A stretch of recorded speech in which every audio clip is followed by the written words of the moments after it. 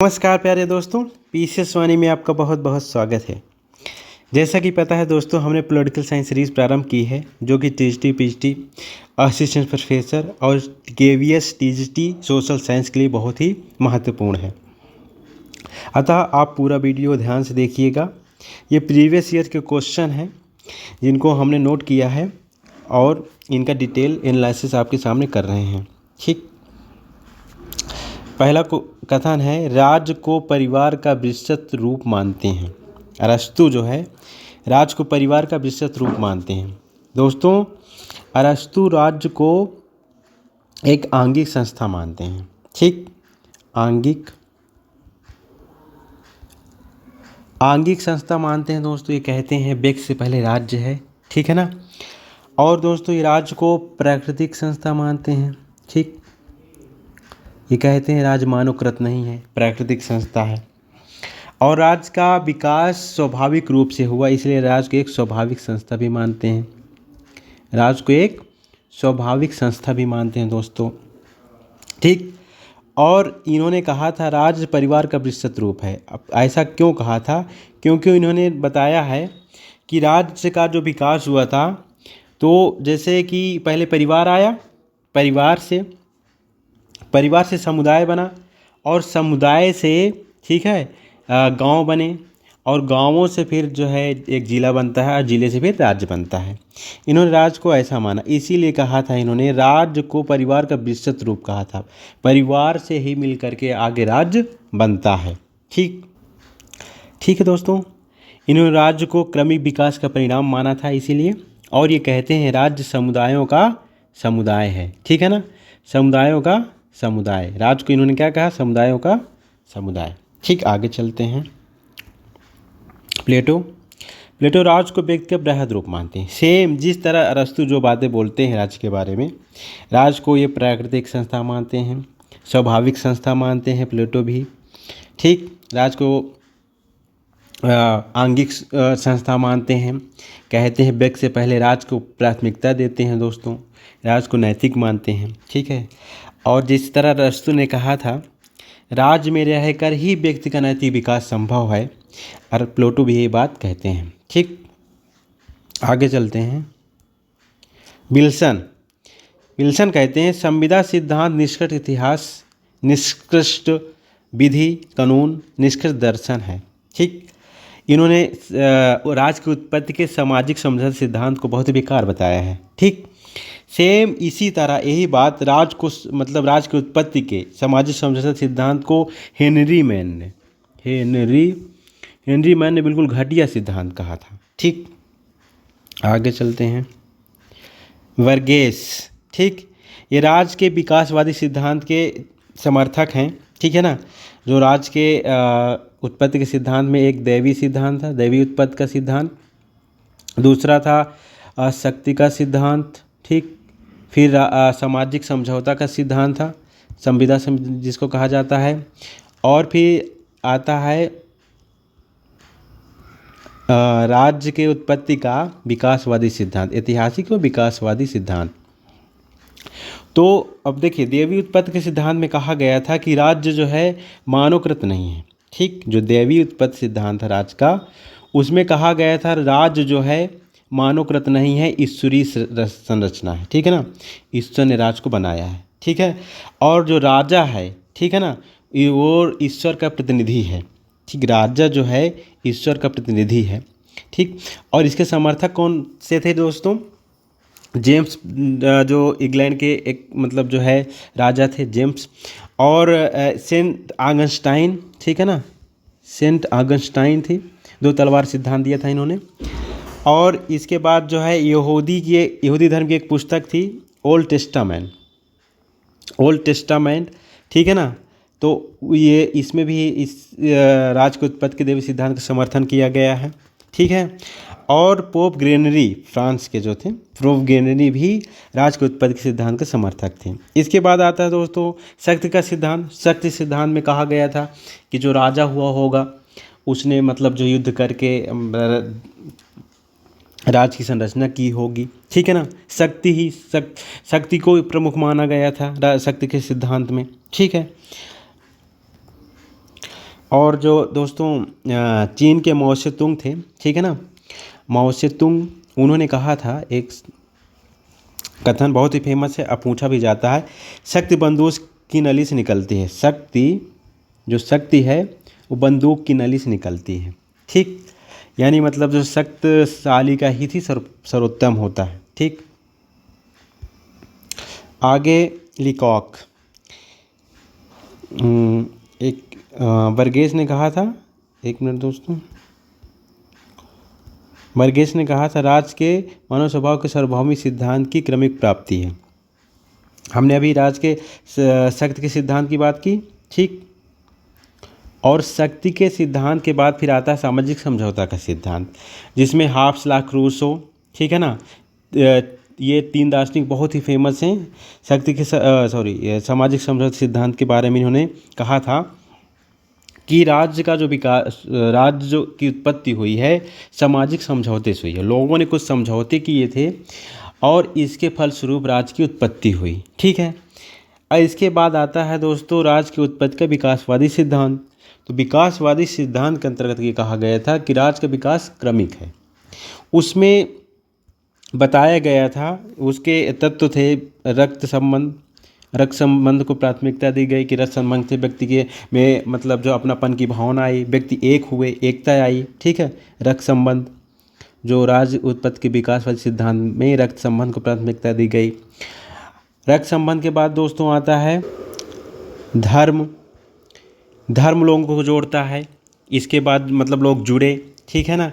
और इसके बाद मनुष्य की स्वाभाविक सामाजिक प्रवृत्तियाँ, जो मनुष्य की स्वाभाविक सामाजिक प्रवृत्तियाँ हैं, इससे भी रोज़ मतलब ये कहते हैं कि लोग जो हैं सुरक्षा चाहते हैं, उनकी एक स्वाभाविक प्रवृत्ति है, ठीक है ना। आर्थिक गतिविधियाँ, ठीक है ना, जैसे व्यक्ति होगा तो उसको कुछ ना कुछ मतलब जो है अपनी जीविका को बढ़ाने के लिए आर्थिक गतिविधियाँ करनी पड़ी, उसके मतलब जो है उसके लिए राज्य की ज़रूरत महसूस हुई होगी, ठीक है दोस्तों। इसके बाद राजनीतिक चेतना, राज्य के उत्पत्ति के तत्वों में से एक है राजनीतिक चेतना। इसमें कहा गया है कि व्यक्ति में राजनीतिक चेतना जागृत होती है, जिसके फलस्वरूप वो राज्य की उत्पत्ति करता है। जैसे कि मतलब जो है जब व्यक्ति क्या करता है कि अपना सब कुछ बना लेता है, घर हो जाता है, तो उसके लिए मतलब जो है एक असुरक्षा की भावना पैदा होती है उसके अंदर। तो वो चाहता है कि एक मतलब नियम कानून हो जिसके तहत वो रह सके, इसलिए वो राज्य की उत्पत्ति करता है। तो राज्य की उत्पत्ति के विकासवादी सिद्धांत में तत्व थे दोस्तों, जिसमें से रक्त संबंध, ठीक है ना, मनुष्य की स्वाभाविक सामाजिक प्रवृत्तियाँ, धर्म, शक्ति भी थी, ठीक है, और आर्थिक गतिविधियाँ और राजनीतिक चेतना। आगे चलते हैं। तो इसी के मतलब जो उसमें उन्होंने कहा था राज्य मानव स्वभाव के सर्वव्यापी राज्य की उत्पत्ति के विकासवादी सिद्धांत की बात करते हैं वर्गेस, और उन्होंने कहा था सर्वव्यापी सिद्धांत का क्रमिक प्राप्ति है। मतलब इन्होंने कहा था कि राज्य की उत्पत्ति का विकासवादी सिद्धांत ये कहता है कि राज्य का विकास क्रमिक रूप से हुआ था, ठीक है। जैसे मानव का विकास हुआ है उसी तरह राज्य के विकास क्रमिक रूप से धीरे धीरे हुआ है। आगे चलते हैं। लिकाक है दोस्तों, ये भी राज्य की उत्पत्ति के विकासवादी सिद्धांत की बात करते हैं। राज्य की उत्पत्ति का जो विकासवादी सिद्धांत है सर्वमान सिद्धांत है दोस्तों, सब ज़्यादा इसी सिद्धांत को मान्यता प्राप्त है। तो इसमें कहा राज्य एक क्रमिक विकास का परिणाम है, धीरे धीरे विकास हुआ जो मनुष्य के संपूर्ण ज्ञात इतिहास में फैला है और सुदूर अज्ञात में इसको ले जाता है। लिकाक कहते हैं राज्य के विकास सिद्धांत के समर्थक हैं। आगे, और आज के विकासवादी सिद्धांत के प्रमुख समर्थक हैं दोस्तों, वो मैकाइवर हैं, ठीक है ना, मैकाइवर। और ये कहते हैं, ये एक कथन है इनका बहुत ही फेमस है, रक्त संबंध समाज को जन्म देता है और कालांतर में समाज राज्य को। जो रक्त संबंध हमने बताया ना, रक्त संबंध बहुत महत्वपूर्ण है राज्य की उत्पत्ति के विकास सिद्धांत में। तो रक्त संबंध समाज को जन्म देता है, रक्त संबंध से व्यक्ति जुड़ते हैं, आपस में एकता आती है, फिर समाज बनता है एक, और समाज बनने के बाद भी वही कालांतर में जो है राज्य बनाता है। तो ये कथन इनका बहुत फेमस है, रक्त संबंध समाज को जन्म देता है और समाज भी राज्य को जन्म देता है, ठीक है। आगे, कार्ल मार्क्स कहते हैं राज्य आर्थिक परिस्थितियों की अभिव्यक्ति है। कार्ल मार्क्स राज्य को जो है शोषणकारी संस्था मानते हैं, ठीक है ना। ये मानते हैं कि राज्य पूंजीपतियों के द्वारा बनाई गई एक संस्था है जो मजदूर वर्गों का शोषण करती है। ये राज्य को अच्छा नहीं मानते हैं। आगे वाल्टेयर राज के शक्ति के सिद्धांत के समर्थक हैं। जो राज का शक्ति का सिद्धांत है, राज की उत्पत्ति के शक्ति का जो सिद्धांत था उसके समर्थक हैं। इसमें इन्होंने कहा था वाल्टेयर ने, प्रथम राजा कोई भाग्यशाली योद्धा था। ठीक है ना, मतलब राजा ने शक्ति का प्रयोग करके राज्य बनाया होगा। आगे गिलक्राइस्ट, राज्य के निर्माण के सभी तत्वों की तह में, ठीक है ना, जिनमें रक्त संबंध, ये गिलक्राइस्ट राज के विकासवाद सिद्धांत के समर्थक है। राज की उत्पत्ति के विकासवाद सिद्धांत के समर्थक है। उसके मतलब जो संबंध में बोलते हैं, रक्त संबंध, धर्म और राजनीतिक चेतना का प्रमुख तत्व है। राज के निर्माण में मतलब इन्होंने रक्त संबंध को, धर्म को और राजनीतिक चेतना को ये प्रमुख तत्व मानते हैं। ठीक है। आगे जॉन मार्ले कहते हैं, राज्य के विकास का वास्तविक आधार मनुष्य के जीवन विद्यमान अंतर्गत प्रवृत्तियाँ नहीं। मतलब जैसे राज्य की उत्पत्ति के विकास व सिद्धांत में कहा जाता है ना, मनुष्य की स्वाभाविक प्रवृत्तियाँ जो है राज्य की उत्पत्ति के लिए जरूरी थी। ठीक है ना, यही बात ये जॉन मार्ले बोलते हैं राज्य की उत्पत्ति के विकास सिद्धांत के संदर्भ में। ठीक। बेंथम कहते हैं, व्यक्ति के हितों को समझे बिना समुदाय के हितों की कल्पना करना कोरी बकवास है। दोस्तों, बेंथम जो है उपयोगितावादी विचारक थे। ठीक है ना, उपयोगितावादी विचारक थे। ये जो है जो उदारवाद के समर्थक थे। जो उदारवाद सिद्धांत है ना दोस्तों, जो व्यक्ति की स्वतंत्रता को प्राथमिकता देता है, उसके समर्थक थे। और इन्होंने जो है व्यक्ति को माना है कि व्यक्ति राज की उत्पत्ति करता है, मतलब जो है राज का निर्माता है, क्योंकि वो सुख चाहता है। सुख को ध्यान में रखकर ही व्यक्ति जो है राज की उत्पत्ति करता है। ठीक है, राज को बनाता है। और कहते हैं सर्वोत्तम व्यक्ति अपना कल्याण चाहता है राज के अंतर्गत, और राज्य कल्याणकारी संस्था भी ये मतलब जो है कहते हैं राज्य को। आगे इन्होंने इसी के उस संदर्भ में कहा था, व्यक्ति के हितों को समझे बिना समुदाय के हित की कल्पना करना कोरी बकवास है। ये क्योंकि व्यक्ति स्वतंत्रता को महत्व देखते हैं। ठीक है ना। स्पेंसर व्यक्ति की स्वतंत्रता तथा राज्य के कार्यों में अल्प संबंध मानते हैं। स्पेंसर जो दोस्तों व्यक्तिवादी विचारक हैं, ये व्यक्तिवादी विचारक हैं, व्यक्तिवाद के प्रमुख समर्थक हैं, और ये व्यक्ति की स्वतंत्रता को प्राथमिकता देते हैं और कहते हैं राज्य को मतलब जो है व्यक्ति के कार्यों में हस्तक्षेप नहीं करना चाहिए।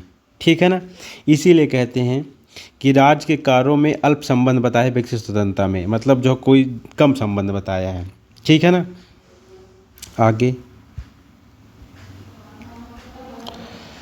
गार्डवेल एक दार्शनिक थे, उन्होंने कहा था, मनुष्य के मस्तिष्क को यदि सबसे अधिक किसी प्रश्न ने संक्रमित किया है तो वहाँ है अनेक रूपी जटिल और अस्पष्ट समाजवाद।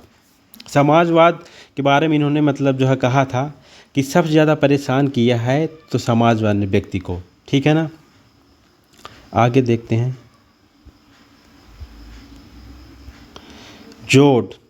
जोड एक दार्शनिक, उन्होंने कहा था, समाजवाद उस टोप के समान है जिसकी शक्ल बिगड़ चुकी है क्योंकि उसको प्रत्येक व्यक्ति ने धारण कर लिया है। इन्होंने समाजवाद की आलोचना की थी। और समाजवाद दोस्तों पता होगा कि पूंजीवाद का ये अपोजिट है। ठीक है ना। समाजवाद जो है चाहता है कि जो राज्य है, ठीक, राज्य व्यक्ति के सामाजिक कल्याण के संदर्भ में कार्य करता है।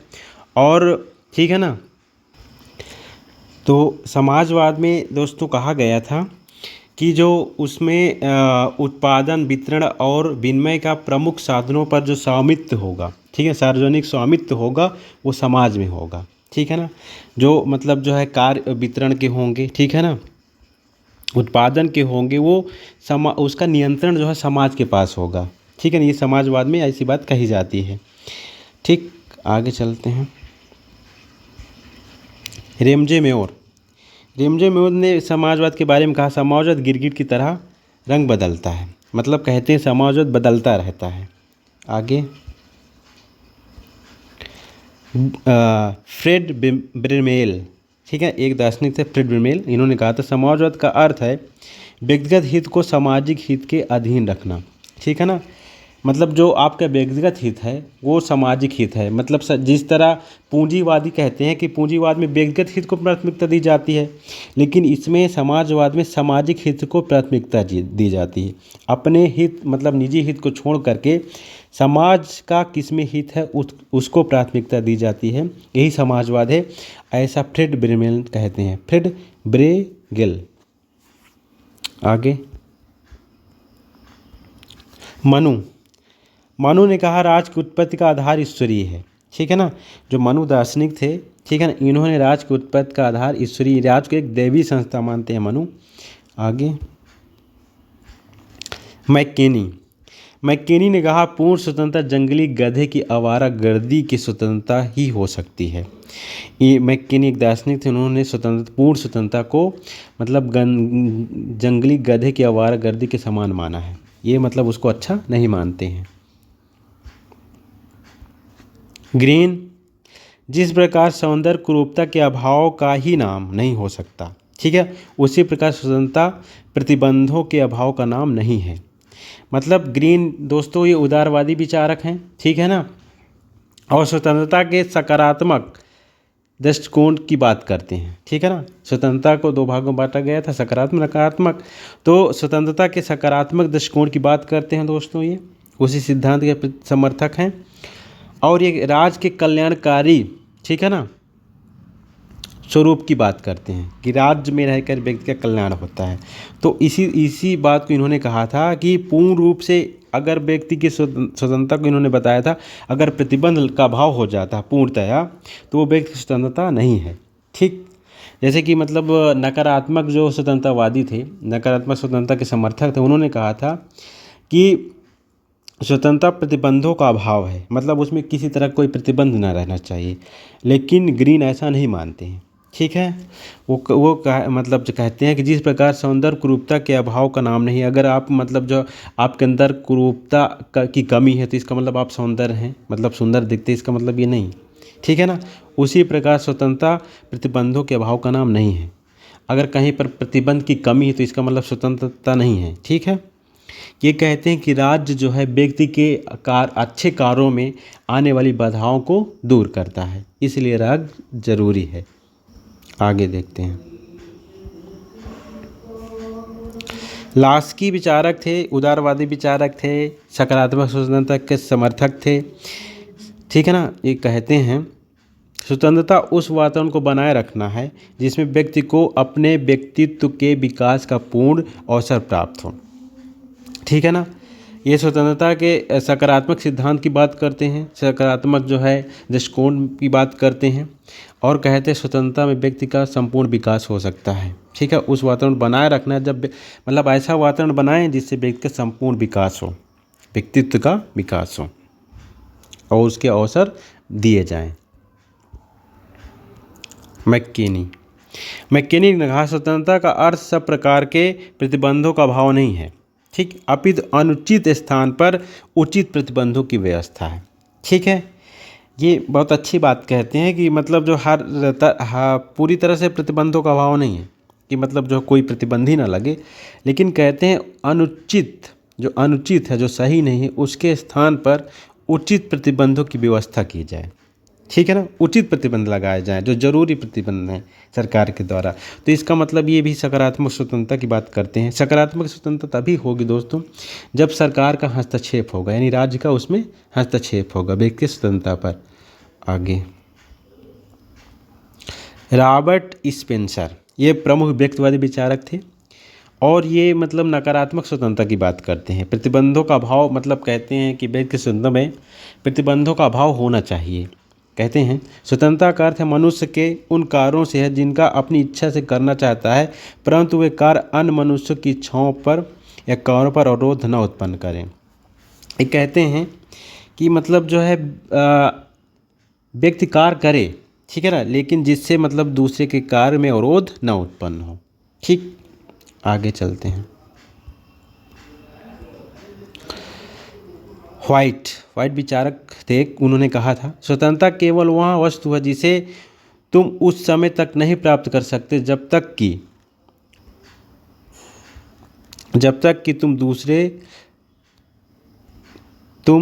इसे दूसरे को देने की इच्छुक ना हो। ठीक है ना। स्वतंत्रता तभी प्राप्त हो सकती है जब मतलब जो आप किसी दूसरे स्वतंत्रता का हनन करो, ऐसी बात ये कहते हैं। आगे देखते हैं दोस्तों। बारकर कहते हैं जिस प्रकार सुंदरता कुरूपता की अनुपस्थिति नहीं है, उसी प्रकार स्वतंत्रता प्रतिबंधों की अनुपस्थिति नहीं है, बल्कि अवसर की उपस्थिति है। अब देखिए दोस्तों, जो बारकर थे ये अक्सर जो है ग्रीन के बीच मतलब कथन ही कोट करते हैं, उनको ही कहते हैं। ठीक है ना। तो ये कथन ग्रीन ने कहा था ना, तो उसी कथन को इन्होंने कहा है कि जिस प्रकार सुंदरता, ठीक है, कुरूपता की अनुपस्थिति नहीं है, ठीक है ना, उसी प्रकार स्वतंत्रता प्रतिबंधों की अनुपस्थिति नहीं है, बल्कि अवसर की उपस्थिति है। ठीक है ना, अवसर की उपस्थिति है। आगे कोल कहते हैं, ठीक है ना, बिना किसी बाधा के अपने व्यक्तित्व को अभिव्यक्त करने का अधिकार का नाम ही स्वतंत्रता है। मतलब उस पर कोई बाधा ना हो, आप अगर उसको एक्सप्रेस करते हो, अभिव्यक्त करते हो, तभी आप जो है स्वतंत्र हो, कोल कहते हैं। आगे रूसो बोलते हैं उन कानूनों का पालन करना जिन्हें हम अपने लिए निर्धारित करते हैं स्वतंत्रता है। रूसो स्वतंत्रता के जो है सकारात्मक दृष्टिकोण के समर्थक हैं। ठीक है ना। तो ये कहते हैं कानूनों का पालन करना जिन्हें हम अपने लिए निर्धारित करते हैं स्वतंत्रता है। ऐसे कानून जिन्हें हम अपने लिए निर्धारित करते हैं वही स्वतंत्रता है। मॉन्टेस्क्यू कहते हैं दोस्तों, ये अमेरिका के विचारक थे, इन्होंने शक्ति के पृथक्करण का सिद्धांत दिया था। आगे स्वतंत्रता उन सब कार्यों को करने का अधिकार है जिनकी स्वीकृति कानून देता है। ठीक है ना। मतलब ये हुआ कि सकारात्मक स्वतंत्रता की बात करते हैं। ये कहते हैं कि जो अधिकार हैं, जो सब कार्य हैं करने का अधिकार आपको है, वो सब कार्य करने का अधिकार है जिनकी स्वीकृति कानून देता है। कानूनों से परे आप कोई कार्य नहीं कर सकते हो, कानून के दायरे में रहकर ही आप कार्य करो, तभी आप स्वतंत्र हो, तभी आपको स्वतंत्रता मिल सकती है। स्पेंसर कहते हैं व्यक्ति स्वतंत्रता और सरकार के कार्यों में उल्टा अनुपात है। मतलब ये स्पेंसर व्यक्तिवादी विचारक थे, स्वतंत्रता के नकारात्मक विचारक भी थे। तो ये कहते हैं कि मतलब जो है जब स्वतंत्र होगा व्यक्ति, तो कभी भी राज्य को उस पर हस्तक्षेप नहीं करना चाहिए। ठीक, इसीलिए कहते हैं कि सरकार के कार्यों में व्यक्ति के कार्यों में अनुपात उल्टा है। ठीक है, अपोजिट है दोनों एक दूसरे के। आगे ये इन्होंने कहा था ना कि व्यक्ति की मतलब जो कार्यों पर राज्य का जो हस्तक्षेप न्यूनतम होना चाहिए। ठीक, बिल्कुल हस्तक्षेप ना करने की बात भी करते हैं। टॉलस्टॉय ने कहा था स्वतंत्रता के बिना सत्य अधिक दिन तक जीवित नहीं रह सकता है। ठीक, बिलोबी ने कहा था स्वतंत्रता का अस्तित्व तभी संभव है जब प्रतिबंधों का अस्तित्व हो। ठीक, मतलब जो है जब आप में प्रतिबंधों का अस्तित्व होगा, ठीक है ना, जो प्रतिबंध होते हैं उनका अस्तित्व होगा, तभी आप स्वतंत्र हो। ठीक है ना। बिलोबी इन्होंने राज्य को सर्वोपरि, जो संप्रभुता को राज्य की सर्वोपरि इच्छा कहा था। बिलोबी कहते हैं संप्रभुता राज्य की सर्वोपरि इच्छा है।